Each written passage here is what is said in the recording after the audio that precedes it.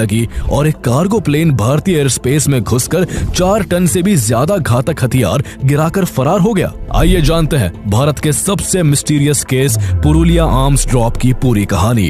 18th of December 1995, a mysterious weapon consignment was dropped from the sky over Jaipur Jalda area under Purulia district of West Bengal. The plane digresses from an approved flight path and drops its deadly cargo over Jalda in Purulia district. Kim Devi, the Danish mastermind behind the dumping of a plane load of weapons in West Bengal. Plane के crew members ने ये कबूल किया है कि उन्होंने waste Bengal के एक खास ग्रुप के लिए हथियार गिराए थे। There were no answers on whom these arms were meant for, who paid for these arms, what was the bigger conspiracy behind the consignment.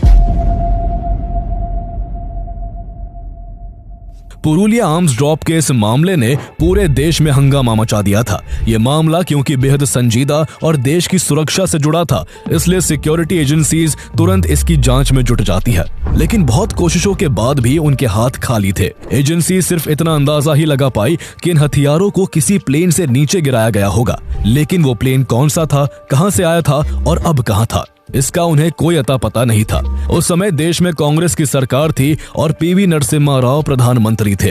देश की सुरक्षा में इतनी बड़ी चूक को लेकर सड़क से लेकर संसद तक हंगामा मच जाता है। अटल बिहारी वाजपेयी और सुषमा स्वराज जैसे ऑपोजिशन लीडर्स सरकार से इस मुद्दे पर संसद भवन में स्पेशल सेशन की मांग करने लगते हैं। सरकार के ऊपर लगातार दबाव बढ़ता जा रहा था, लेकिन सुरक्षा एजेंसियों के हाथ कोई भी सुराग नहीं लग पा रहा था। इस दौरान जब पूरे देश में हड़कंप मचा हुआ था, तब हथियार गिराने वाला एंटोनोव AN-26 कार्गो प्लेन शांति से थाईलैंड में खड़ा था। उस रात इस प्लेन में 8 लोग सवार थे। इनमें एक डेनमार्क का सिटीजन किम डेवी, एक British arms dealer Peter bleach, एक भारतीय मूल का सिंगापुर निवासी दीपक मणिकन और 5 लैटवियन क्रू मेंबर्स थे। इस पूरे कांड का मास्टरमाइंड किम डेवी था, जिसका असली नाम नील्स हॉल्क था। जब उसने भारत में मची अफरा तफरी की खबरें देखी तो उसे एहसास हो गया कि हथियार जहां गिराए जाने थे वहां नहीं गिरे हैं और पुलिस के हाथ लग गए हैं। लेकिन इतना सब हो जाने के बावजूद डेवी ये फैसला करता है कि वो वापस कराची जाने के लिए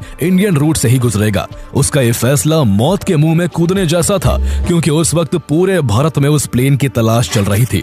लेकिन न जाने क्यों उसे यकीन था कि वो पकड़ा नहीं जाएगा। इसी उम्मीद के साथ पुरुलिया आर्म्स ड्रॉप की घटना के केवल 4 दिन बाद 22 दिसंबर को वो उसी रशियन कार्गो प्लेन AN-26 में अपने साथियों के साथ सवार होकर एक बार फिर भारत में दाखिल हो जाता है। प्लेन चेन्नई में लैंड करता है और रिफ्यूल होकर कराची जाने के लिए मुंबई की ओर उड़ान भरने लगता है। लेकिन इस बार हालात अलग थे। पुरुलिया केस के बाद इंडियन सिक्योरिटी एजेंसीज और इंडियन एयरफोर्स की काफी